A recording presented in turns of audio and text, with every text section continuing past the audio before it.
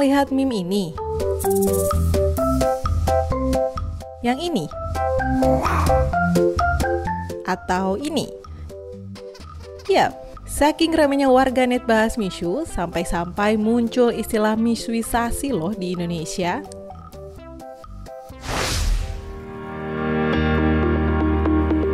Gerai es krim dan minuman asal Tiongkok ini pertama kali merambah Indonesia pada 2020.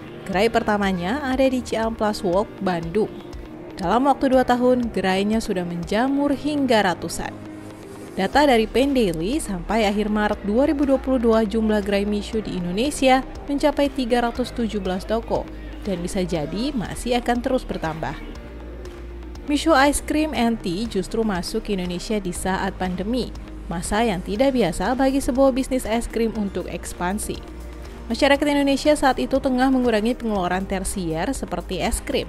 Misalnya di perkotaan, rata-rata konsumsi dan pengeluaran untuk es krim 0,2% ke Rp1.000 per kapita per minggu di tahun 2020.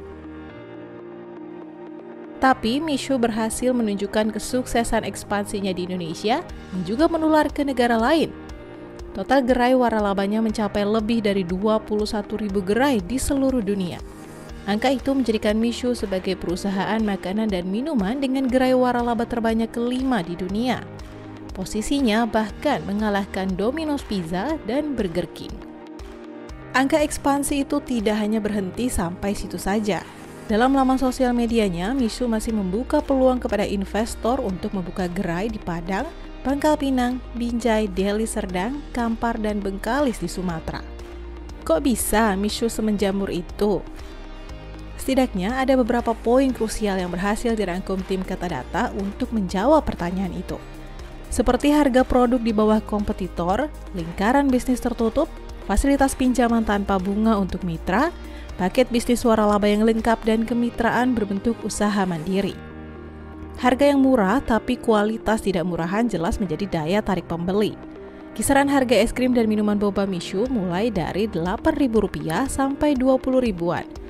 Usut punya usut, pemilik Mishu Chang Hong Chow berhasil memotong biaya bahan bakunya sekitar 20% lebih rendah dari kompetitor bisnisnya. Hal itu karena Mishu di Cina membentuk lingkaran bisnis tertutup. Dari mulai membangun pusat pergudangan dan logistiknya sendiri, hingga membuka jalur pengadaan dan produksi bahan baku sendiri. Sederhananya, dari bahan mentah, logistik hingga ke toko waralaba, semua dikuasai oleh Mishu. Dengan demikian, perusahaan bisa memotong biaya inventaris dan ongkos produksi. Di saat yang sama, daya tarik Mishu bagi pewaralaba menjadi berkali-kali lipat. Mishu memberikan puluhan juta pinjaman tanpa bunga kepada pewaralaba yang membuka toko baru setiap tahunnya pada tahun 2014. Untuk menjadi mitra waralabanya, Mishu mematok harga sekitar Rp800 juta. Angka itu sudah termasuk pembangunan gerai, peralatan, seragam karyawan hingga pendampingan dari manajemen. Sementara calon mitra harus menyediakan sendiri lokasi untuk pembukaan gerai dengan spesifikasi bangunan yang disyaratkan oleh manajemen. Sistem mitra berbentuk usaha mandiri. Artinya, selain biaya manajemen per tahun, tidak ada royalti maupun bagi hasil yang harus disetorkan, sehingga seluruh laba yang diterima sepenuhnya menjadi milik mitra. Namun, perjalanan bisnis ini tidak semulus dan semanis es krimnya. Isu sertifikasi halal Mishu yang belum dimiliki mencuat di tengah ekspansinya yang masif. Manajemen Mishu mengakui bahwa produknya memang belum memiliki sertifikat halal.